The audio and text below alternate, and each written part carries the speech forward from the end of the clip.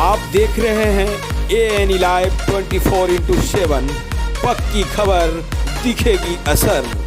नमस्कार, आप देख रहे हैं एएनई लाइव। मैं हूं प्रशांत किशोर। लोक जनशक्ति पार्टी सांसद चिराग पासवान अपने संसदीय क्षेत्र जमुई लोकसभा के जमुई सदर अस्पताल में औचक निरीक्षण किए।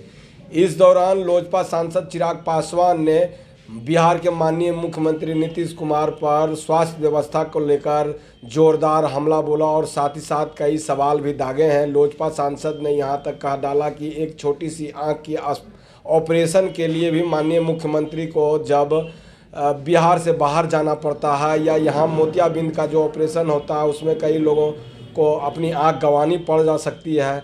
तो इससे आप समझ सकते हैं कि बिहार में मौजूदा हालत में स्वास्थ्य व्यवस्था कितनी चरमराई हुई है।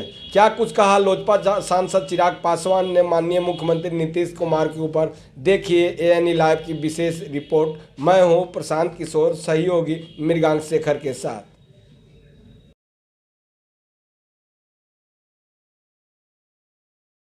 कमियां पाई गई, क्या क्या यहाँ देखा गया?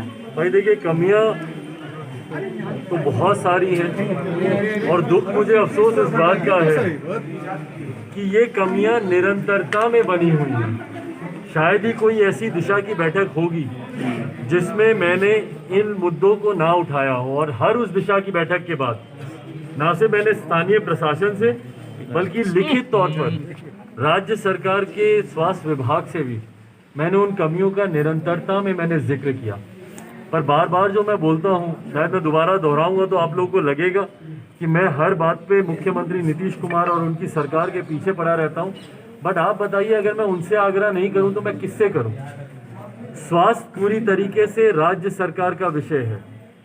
जो संघीय ढांचा है भारत का, जो फेडरल स्ट्रक्चर है, उसमें जहाँ कुछ अधिकार केंद्र सरकार के पास होते हैं, कुछ राज्य सरकार के पास होते हैं, उसी तरीके से लॉ एंड ऑर्डर की बात करें वो राज्य सरकार का विषय है, स्वास्थ्य की बात करें वो राज्य सरकार का विषय है। इसमें चाह के भी मैं सांसद केंद्र सरकार से मैं इनकी बस मदद करवा सकता हूँ। जैसे पिछले लॉकडाउन में हम लोगों को समस्या समझ में आई कि भैया ऑक्सीजन की कमी है यहाँ पे, हम लोगों ने ऑक्सीजन प्लांट यहाँ पे पीएम केयर के द्वारा हम लोगों ने लगवाने का काम किया।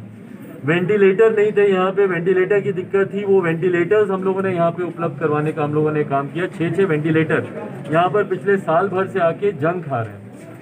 स्वाभाविक है कि आप लोग पूछेंगे कि भैया सांसद तो आप हैं, तो आपने क्या कर लिया, नहीं कर लिया।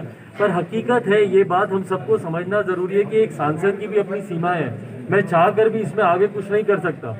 ये करने की जिम्मेदारी पूरी तरीके से राज्य सरकार की है, स्वास्थ्य विभाग की है, राज्य सरकार के।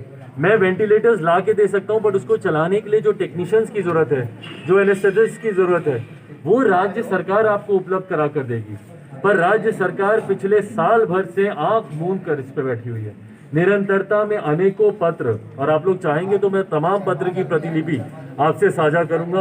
अनेकों बार मैंने पत्र लिखे, दिशा की बैठक में आप मिनट्स ऑफ द मीटिंग मंगवा के देखिए, हर बार मैंने इस विषय को उठाने का मैंने काम किया।